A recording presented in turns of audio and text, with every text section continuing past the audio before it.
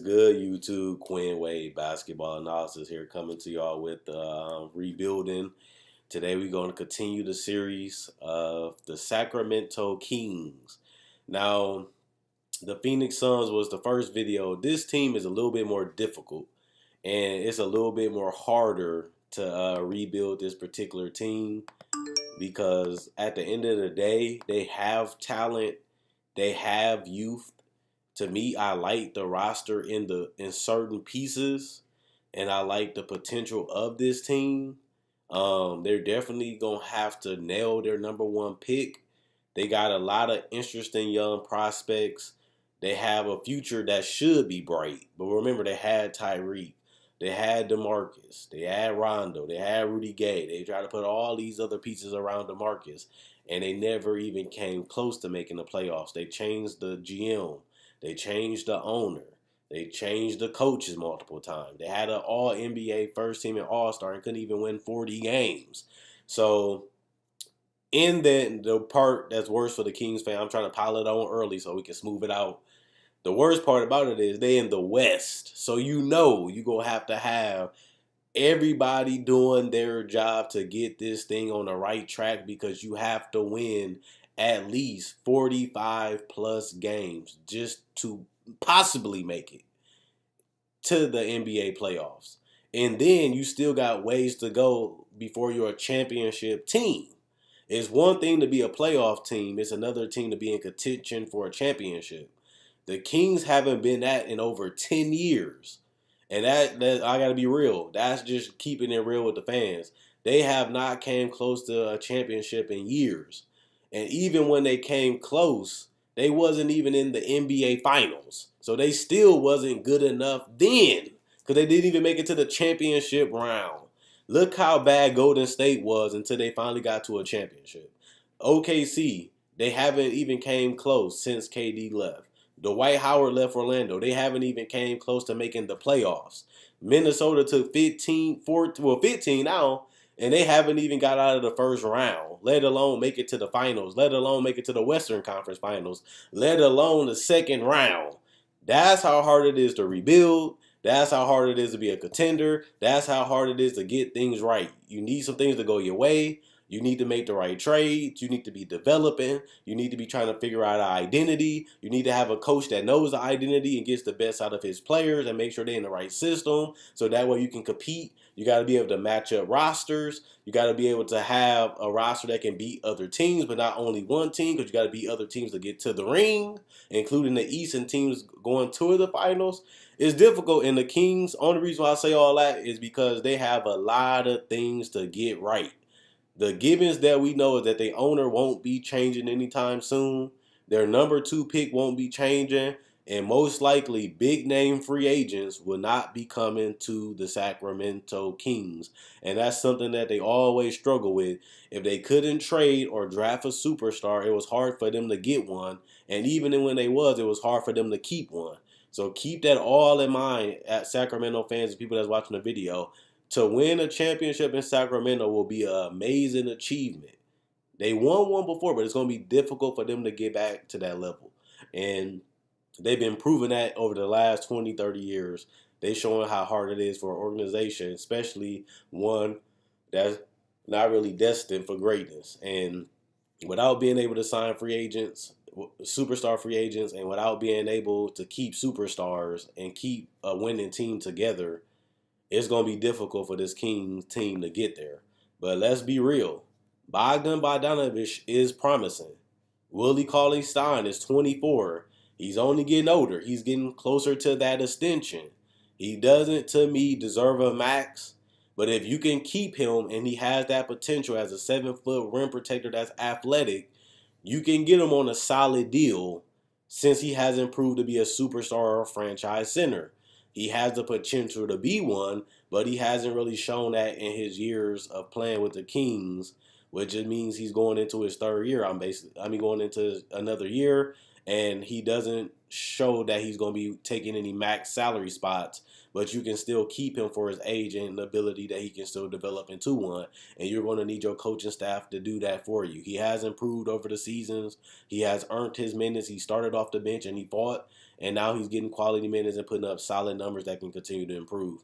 De'Aaron Fox is the person that they took last year. He's making $4 million a year. He's a guy that, you need a point guard to compete, especially in the West. He's athletic. He has heart. He plays hard. He wants to win.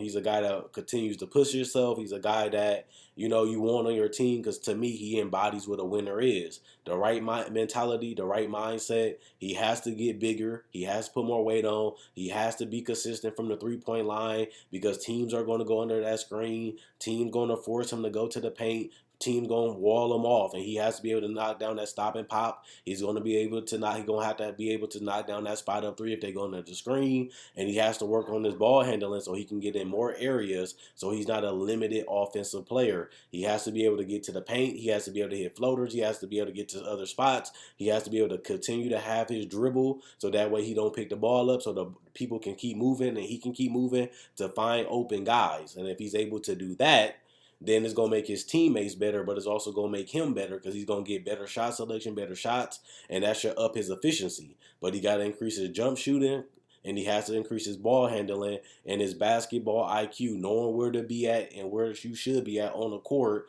and knowing where your teammates like to go and where they should be at helps you make them better, and it helps you make the right play offensively and defensively, and that's all basketball IQ. But he's going to continue to get that. The more he starts, the more he plays, the more footage he watch, he should be fine based off what we see. But he still has to have the work ethic. He still has to have the want. If he don't have those things, he's just going to be another point guard like Emmanuel Mudiay and some of these other point guards like Ricky Rubio, that they might be good enough to start. They're not going to be your franchise guy. They're not going to lead you to a championship. They might not even be an all-star, but they can start on a bad team or a solid team, but they're not going to help you get over the hump. And I think Fox is one of those guys that can get to that all-star level, but he is in the West, is locked down in the West in the guard position. But like I said, 10 years from now, who knows? He showed a lot of spunk. He showed a lot of confidence, and I like him. And I think that was a good pick for them, especially because they didn't really have a point guard that they can really build around at that time. So why not fill it with a person that has the intangibles and has the ability, the youth and the age and the promise and the potential? So I like that pick. Harry Giles fell off so hard, guys. he just he fell off so hard. He went from being a number one pick to basically barely a lottery pick. And to me, he's a backup center at this point. He has to fight through the injuries. He had to fight through the adversity and try to get back to where he once was, which is hard because once you have major injuries, you're never, ever going to be the same. And you usually never, ever get back to where you once was after major injuries. But he is young. He is with NBA coaching staff, which can push him harder, train him better, and get his body better. And hopefully he can bounce back. But worst case scenario, that's your backup center. I don't think that's a bad thing because you have other bigs. And like I said, if he continues to develop, he has a lot more years to go. You're not going to really complain if he develops into something more than a backup center. And if he does, he can be a quality backup at the center or power forward position. I also like Justin Jackson and Buddy Hield. Justin Jackson to me would never be more probably than a off the bench scorer. Not athletic enough, doesn't shoot consistent enough. Not really explosive or athletic. He's a guy that uses heads, picks his spots, and I think that's going to be good. Maybe not for the future, but he's going to be a solid contributor for a right price on a good team. If he's able to exceed that, he can be a 20, 21, 22 point scorer on a bad team or a borderline good team. That's good for his career, but we talking about the Kings. I think you got a good 6-7 man that can come out and give you some good minutes, give you some effort, give you some energy, and give you some buckets from time to time. And he still, has some ability to adjust. But he is 23, and, about time his rookie contract up, he's going to be in the middle. And I don't know if you're going to really want that to be a part of your big picture franchise, but he's a solid player, and he's not going to really demand that much money either like Harry Giles. Now, Buddy Hield, he's a guy that has the potential, but he's been inconsistent too. He shows potential of being a sniper. He shows the potential of being a 20-point scorer. But at the end of the day, he hasn't been able to put it all together. One is because he got traded. Two is because he couldn't get continuity. 1 minute he's off the bench, 1 minute he's a starter, 1 minute he's off the bench, 1 minute he's a starter. Sometimes he get a lot of shots, sometimes he don't. So he is an inconsistent scorer, but he also get inconsistent minutes and inconsistent time on the court. Once he build chemistry with his teammates, once he gets a role, once he has the work ethic, he has the skill sets. Once he continues to add more weapons to his offensive game and diversify his game and be a multi-dimensional scorer, the ceiling will be higher for him. I still haven't gave it up on Hield. He has the ugly side of the basketball, and this is the business. Teams can trade you, they can get rid of you, they don't want you, they can release you. This is a job, and he's starting to see it already that you're not just playing basketball anymore. This is a job. You have to be a professional, and you still have to go out there and play well so you can get extension, so you can get the longevity in the NBA and make a living. But you also, have to continue to stay focused and try to bring your best game and develop so you can get more capital in better positions and more respect and accolades around the league. So you got to look at it both ways, even if you're on a rebuilding team. The problem with Buddy Hield is that he's 24. And we're starting to see that he hasn't hit that scoring level that we thought. And he's getting closer to that rookie deal ending. And by the time it ends, he's going to be even older than Justin Jackson. So he only got a window really to hit that ceiling of superstardom or scorer. He hasn't been able to do it for these last 3 years. He had a breakout season later in his career at Oklahoma. Maybe he can get, like Oladipo, for example, get the right coach and get the right trainer, and it brings the best out of him. Or he get the coach on the same page and the players on the same page, get consistent minutes, get consistent touches, and he explode. I don't really know. I haven't given up on him yet. The guy always showed potential. The guy always been a great player, and he still plays great when he has to. But he has to do it over an 82-game season. And to me, he's a starting shooting guard in this league. His defense is not that good either, but he's a starting shooting guard in this league on his Kings team. But can he get you to that franchise player?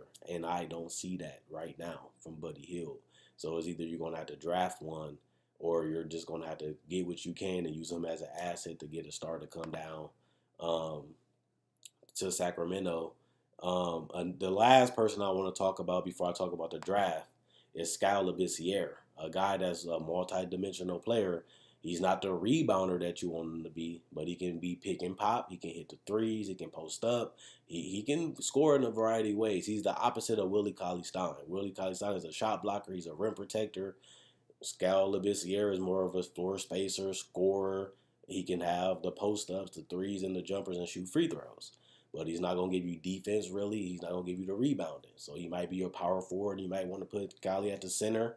But they haven't developed enough for that to turn into a winning situation. Now, you do want to be patient and let your young stars develop. So that way, you can build young and still have that ability to go further in the future. But a lot of these players don't look superstardom.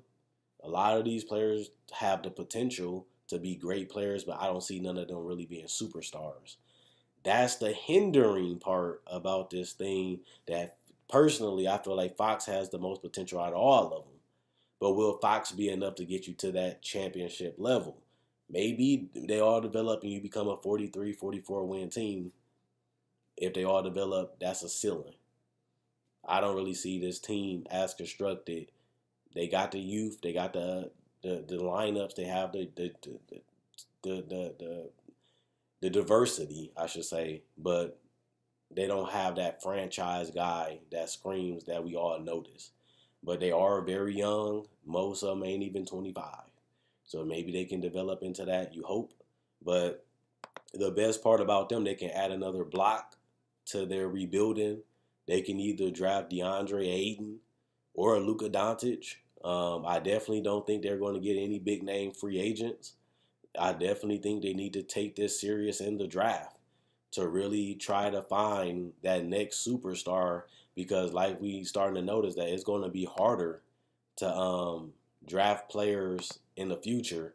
You can't just suck and just get a high draft pick anymore with the new rule changes. So you're going to have to go out there and draft the best player you can in the positions and try to make the best out of it, because it's getting harder and harder to get better with the new draft changes. So it's not like you can just be bad and get the number one pick because you have the best odds. They're flattening and evening out the odds where all bad teams have a high probability of winning. And with that being said, it's tough for them to be bad because it's going to be hard for them to get a superstar with the new draft changes. And if they can't get Aiden, Doncic look like a versatile forward or power forward, depending if he continue to grow because he's still 19. He can shoot the three. He can handle the ball. He can hit the mid-range. He's a guy that has the superstar potential. He's playing in a very adult league, and he's able to put up consistent numbers. He even became the EuroLeague MVP. So either way it go, you have a superstar potential in Aiden. Worst case scenario, you get Doncic. You wouldn't be mad or complaining about that, honestly and truthfully. And at the end of the day, the Kings are in a good position right now. They have one potential superstar to me in Fox, and if he develops and you get Doncic or you get Aiden, you have a future. And worst case scenario, you got a lot of good young players with potential. Package them together to get that third guy. Package them together to move up in the draft in the future and steal another top 5 pick. And then you still have your pick, unless you want to trade your pick and other picks and other players to get an all-star like the Wolves did.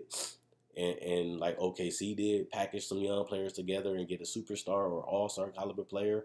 Or you can always trade up in the draft with your youth and your own pick and get another potential superstar that you like. The problem is the only player they really been able to develop over these last 20 years was really DeMarcus Cousins and Chris Webber. Webber was unfortunately injured, so there's nothing you can do about that. DeMarcus got traded because they never could build a winning culture and team around him. So you might get that all-star caliber player, but they're going to have to learn how to put the talent around them and get people to want to come there that's willing to contribute and take a lesser role or become that guy that wants to be there and lead this team to a championship. And that's going to be difficult to find in Sacramento. But as you know, you can still draft these players. We done seen it with the Bucks. We done seen it with the Minnesota Timberwolves. You lose, take your draft real serious, try to get that next all-star superstar, put the pieces around them, and make a run. And that's all you can really do, whether you're in the East or West. You know, Cleveland sucked, but then they drafted LeBron. He turned out to be a franchise saver. Miami lost. They made the best pick they could, which was Dwayne Wade. They put the pieces around them. They was able to win a championship. Remember, Dallas was one of the worst franchises. They draft Dirk, took a risk, turned out to a championship. Kobe, they took a risk. They scouted, took the draft serious, got a star, paired him with Shaq. They was able to win the championship, but he stayed, and then they was able to win more. So drafting is very important, especially for a team like Sacramento, to get on that right page and get the right talent. Buddy Hield was a good trade piece. De'Aaron Fox was a good pick. Now you have to continue to build around this core, and the only way you can really do it is through really the draft if you in Sacramento. So it really is that important, and it can happen. We done seen teams do it that we thought wouldn't do it. Like, let's be honest. Seattle was bad and they got KD and Russ. Then they turned into going to the finals. So it's possible. But they built it around through the draft. They was able to get Serge. They was able to get KD. They was able to get Russell. They was all get James Harden all through the draft. Even if you look at that bench, Reggie Jackson through the draft. Cameron Payne through the draft. Perry Jones through the draft. Even though they did trade for Kendrick Perkins, they got Jeff Green through the draft. So that's what they have to do. Check out my website, analysisplayground.com. Link in the description and comment section below. Check out my Facebook page, analysisplayground.com. It'll be in the description in the comment section below. If you got anything to say, leave it in the comment section. I'll read them. Quinn Wade, Basketball Analysis, I'm gone. And let me know what you guys think in the comment section below.